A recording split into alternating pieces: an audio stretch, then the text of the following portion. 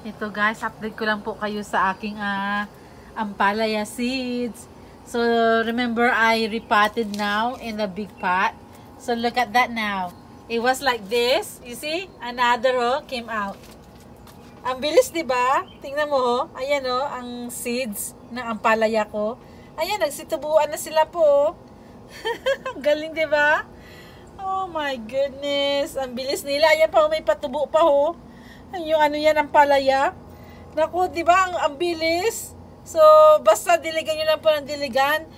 Tutubo na po yan. So, i-ripat ko yan sila dito sa malaking pot. O, ito, pwede ko na to ilagay doon sa kung saan ko yung nilagay yung string beans ko, guys. Sa garden area ko para gumapang doon.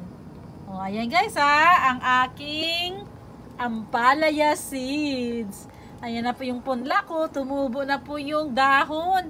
Kaya ang saya-saya ko guys. Dahil this is my very first time na punla ng aking ampalaya.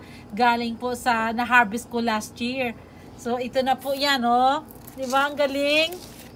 So yan. Ito po yan mga nandito. So dito po siya na kinuha ko po.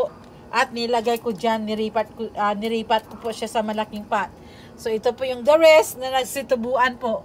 Ayan pa nga So, kailangan lang na tutubo na. Ayan po, tumubo na yan. Pag gumanya na yan, lumabas na po yung seeds ng ampalaya. Kusa na yan, tutubo ng ganyan. Yan ang ibig sabihin po niyan. So, I hope you guys like my content. Please like, comment, and share. At na rin po, kung gusto nyo po mag-subscribe,